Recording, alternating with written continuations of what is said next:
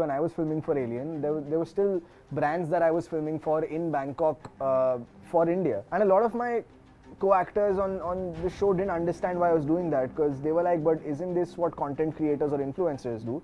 And I said, in India, actors are influencers and influencers are actors. You have to be. You know, you have to be everything. But in the West, people are not used to that. You know, if suddenly I don't know, Daniel Day-Lewis starts selling something that's, you know, mass consumed, people will question his authenticity.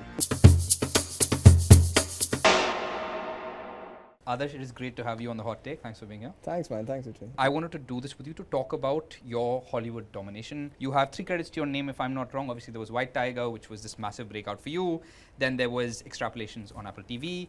And now you are in Alien Earth, which is obviously a prequel to the massively successful franchise. So I wanted to just start by going back in time a little bit to White Tiger. You know, you have this movie that's massively well received. You are on all these fancy roundtables. You're sort of nominated along Anthony Hopkins. And on your roundtable. That as well, yeah. My first, yeah. I'll absolutely take it. And so when you're going back in time, just the reception was so wild. You know, you're getting these awards. You were on the BAFTA roundtable as well.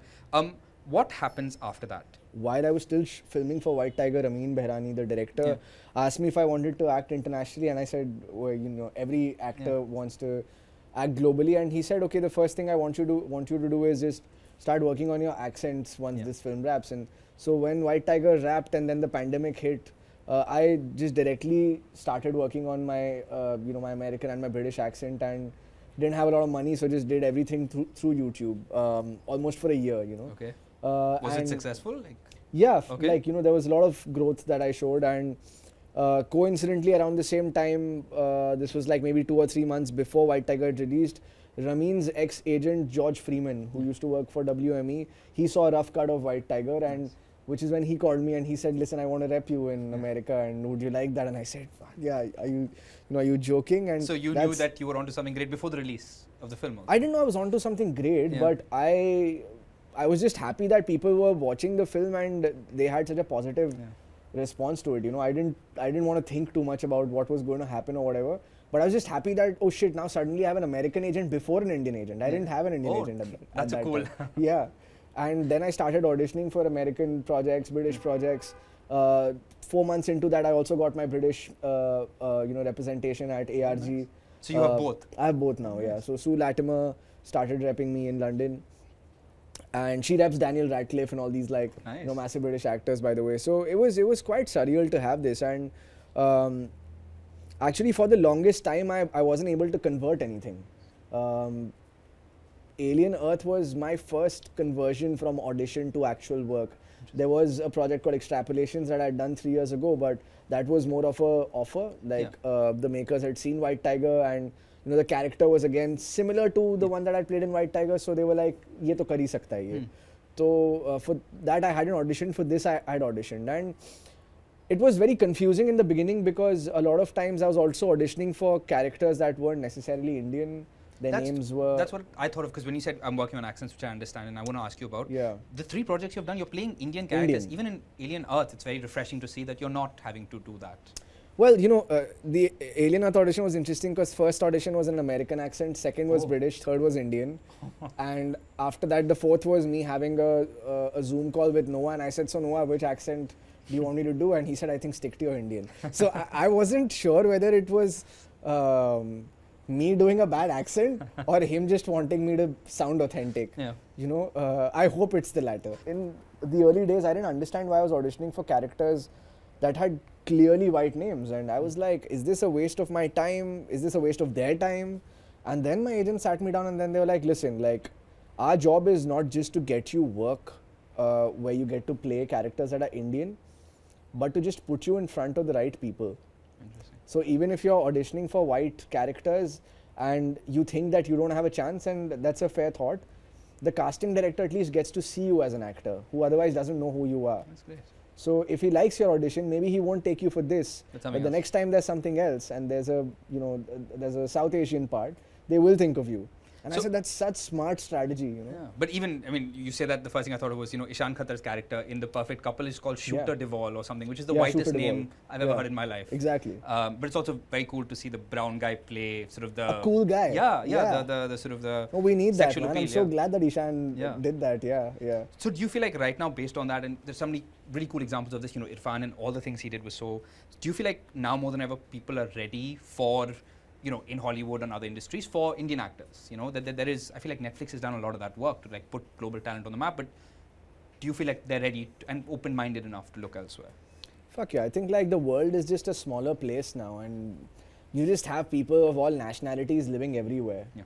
So, I feel it only makes sense that there's a story, even if it's a story set in Australia, if you walk down the street in Melbourne, you'll see people from all nationalities there. So, it makes sense that if there's a story set in Australia, it could have people from all nationalities. So, I think now has been the best, like, is as good a time as ever, or in fact better now, with the world becoming a smaller place for actors like me and from other parts of the world to, go at it. And when you're, post that White Tiger moment, when you're getting this representation, when you're doing these auditions, are there any Indian actors you're looking at that give you hope that say that there is some path paved, or does it feel like sort of, because I mean obviously there are some great examples, but do you feel like that has made a difference? Are there people you can look at and be like, I'm trying to emulate this, or does it feel like you're sort of paving? No, I think what Irfan, Om Saab, all the actors who've worked internationally in the last 25-30 years have clearly paved the way for Priyanka. Yeah, of course. Of course, and they've obviously, like, they're torchbearers. They've clearly paved. Ali Fazal's done some amazing work, still is. I'm so excited for it. Every time he posts like because he can't write and give away much, I'm just like, bro, what are you doing now? This sounds so he posted a photo with, didn't he post a photo with this guy the other day? Pedro Pascal? Yes, on a flight. Yeah. But, they might be working on something together. That's true. But yeah, super exciting. And I definitely feel like it's made a ton of difference. It's because of actors like these that, now me, Ishan and other people are getting, there's more trust, I guess, in actors from India. Yeah. So just walk us through that process. So obviously you've got this management. I love the fact that you got foreign management before Indian management. So when you get an Indian manager, your expectations are now different. But so then when those auditions come, what does that look like? Are you physically auditioning there? Are you self-taping here? Self-taping. Mostly self-taping. Asking my girlfriend to be my co-actor, who's not an actor. Yeah. I think the last 3 years for her have been like drama school at home. She's just like... She's now a great actor. Yeah, now she's become... she's gotten so used to the process. She understands now, like, script breakdown and... discussing about the character, what are the options, cues, Are you getting more time to prep those conversations leading up to the first day of shoot? Is that different? Is there more sort of focus on having time to workshop and things like that? Yeah, we did workshop. We actually did a few interesting things because I turned 29 and 30 while shooting for Alien. Okay. We spent 7 months in Bangkok. The first time around we were sent back home after a month because the SAG strike happened. Okay. Came back to India. Then went back after 6 months. The second time around, what was interesting was because we're all playing, some of us are playing children as hybrids. You're playing a child in the body of an adult. AI sort of cyborg. Yeah. In the body of a synthetic adult, we have the mind of a child, the consciousness of a child. So the second time around was very interesting because we worked with a child psychologist. Okay. And she works with a lot of these specially abled children as well. And that was really cool because we did a lot of art therapy and had some interesting conversations. Things like that I've never done. Workshops and discussing about characters, table reads, character breakdown, all of that is something that you do as an actor and which we also did for this. But working with a child psychologist was something very, very new. What's different there in terms of just being on set, in terms of whether it's sort of, I don't know, punctuality, the way everything works? Is it radically different? 12 hours is 12 hours. Okay. I got my answer. No, I mean, they're really strict about that. They have their unions, so there's no messing around. One thing I have noticed is there's zero hierarchy, and at least amongst the actors that I've worked with, and I've Kerry Russell, as you said, Timothy Oliphant, Babu Caesar, Essie Davis, who's legendary Australian actress. There was no hierarchy. There was like no sense or even an iota of like, oh shit, I'm interacting with such a big actor. We're all chilling and hanging together, talking very normally together, very curious to know about each other's worlds. Essie and me had a wonderful conversation about Lagan the first time we met. She's a huge Lagan fan. Nice. She started singing Ore Chhori when I met her for the first time, and she told me that she showed her very young daughters Lagan. Now they're like 17 or 18, but they were very young, and she showed them Lagan as well. She really is a Lagan fan, and you know, knows about Amir Khan and all his work. But yeah, I guess maybe that was also one difference that I noticed, where there's no, you know. So if you're like a newcomer versus the established star on set. Oh yeah, yeah. When I was filming for Alien, there were still brands that I was filming for in Bangkok for India. You know, I found a videographer there locally. We'd go to a park, do something, and then and a lot of my co-actors on the show didn't understand why I was doing that, because they were like, but isn't this what content creators or influencers do? And I said, in India, actors are influencers and influencers are actors. You have to be. You know, you have to be everything. And the biggest actor, you go to the biggest actor right down to the to an actor who's starting out, everybody's doing that. You know, on a different level, in different ways.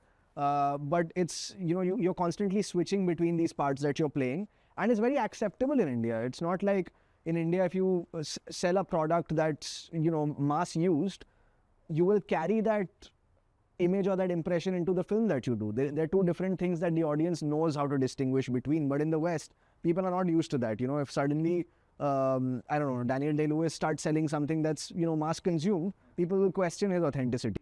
No, but we were just discussing that, you know, at the Film Companion Roundtable, you were present, I was moderating, Vamika Gabbi said this, and it's always stuck with me, where she said that, you know, you do the Instagram thing because it can afford the artist in you to only do the good work. Makes it so much easier. I mean, Vamika's answer was so bang on, really. Yeah. So when they saw you do this and they're surprised, are they jealous? Are they thinking, is there money that they should be making? Like, what is the reaction in their head? Well, you know, for them, it's there are other avenues to make money. So for them, even if they go back to doing stage or theatre, they're still decently paid. Because artists can make a living. Exactly. Even your pay at scale, which is like, you know, the minimum that you make through being an artist over there, is still at a competitive level. You can still pay your bills by doing a couple of plays there. In India, that's not possible, which is also why people seek these alternate sources of revenue, right? So then I guess the obvious next question is, do you enjoy that stuff? The stuff that you have to do? Sometimes when I get a chance to like have my own, you know, take on it. Yeah, and have fun with it. Yeah, have fun with it. You know, I did a really fun video for Crocs, for example, that my friend Abhimanyu shot for Abhimanyu Singh, brilliant photographer. He shot that and we had so much fun doing it, because like we were just improvising. I was bringing myself into the brand, you know, mixing both the energies, and ultimately what we came out with was not just what the brand wanted, but what I saw it as, you know. This is your closeted inner director coming out. Yeah, in small bits, yeah. The other thing I want to talk to you about is, like, again, coming back to how the world seems more accepting of sort of Indian talent more than ever before. There have been so many what feel like big moments over the last few years, you know, of sort of massive Indian stars being embraced in the US. You know, Diljit was on Jimmy Fallon, if I'm not wrong. He's at Coachella. Shah Rukh was on the Met Gala. The way everyone loses their minds collectively. So does that, I mean, do you have a favorite of those? And does that also give you hope? Because that does feel relatively new, that who we consider these massive figures are also being embraced in a big way there. Yeah, and are being considered cool. Yeah. Yeah, it feels, each one of those moments truly feels very personal. You know, we are going and hosting the Emmys. Yeah. Massive. You know, of course, every time Shah Rukh sir doing anything, Diljit at Coachella, all of them feel so personal. So many musicians now, like they're, you know, when they're trending, they have their posters on Times Square now, you know, like right up with Drake or, you know, one of these. I feel like the Times Square thing, I feel like anyone can get. It's like seeming a bit too easy. Is it a paid? I don't know. I have no idea. I feel like I could get that, but it just feels a little slightly commodified. I could be wrong. But even like Arijit and Ed Sheeran, that seems like that seems like a. Even the other collaboration that Arijit did with, who's that? Harris? I know exactly what you're talking about. It's not coming to my mind. Martin Garrix. Yeah. The Martin Garrix Arijit collaboration was so good. Yeah. I love that video. So it does feel like they are more open to embracing, but like you said, I think that's the best way to put it.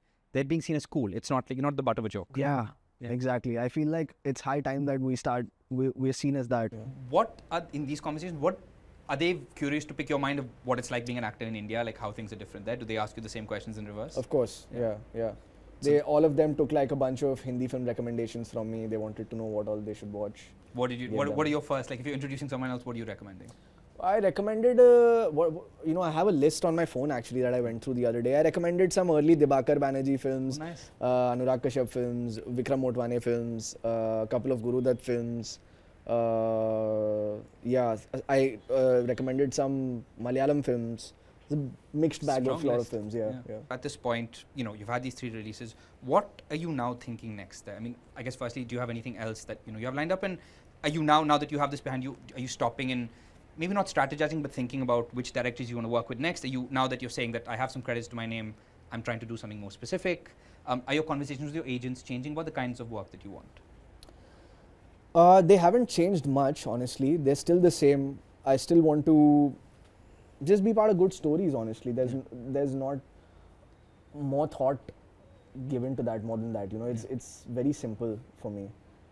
Just to be able to be part of good storytelling and play good characters that give me a chance to sort of explore my skill and just put myself out there more. Are you saying It's no just more that- sci-fi stuff? Is that because you've done dystopian, you've now done sci-fi? It's crazy how little I know about sci-fi, and the last 3-4 things that I've done have all been that. It's a shame because the other day a friend of mine was, we had like a small alien screening party at home, and he just wouldn't stop talking about Prometheus and like a bunch of other films, and I just had to pretend like I was like, oh yeah, that. And then he just at some point he looked at me and he's like, I know that you don't know anything about this shit. I was like, oh shit. But yeah, why not? Yeah. It's not a bad space to be, especially It's 'cause exciting, man. the stuff you've done is still elevated sci-fi. It's very Yeah. character driven. It's not just in favor of the jump scares and the, Yeah, and the yeah. budget.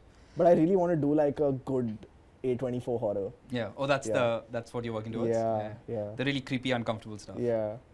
I feel like your work, you seem, correct me if I'm wrong, you seem to be like attracted. There's the playing the regular human being to some degree, and then those very extreme transformative characters, where you completely get lost in something like a complete 360. Is that fair, or? Maybe it's because I enjoy, when I read a script, I respond to material more where I see a character flip a lot. I like that in life. I like surprises a lot. Okay. I like it when I walk out of a room judging a person and then I meet the person for the next time and I'm like, holy shit, this guy is not what I thought he was at Yeah, all. yeah. I love being surprised by human beings like that. Yeah. So I feel like when I read a script, I get pulled towards characters that are like that. That's why A24 horror, where nothing will surprise you more.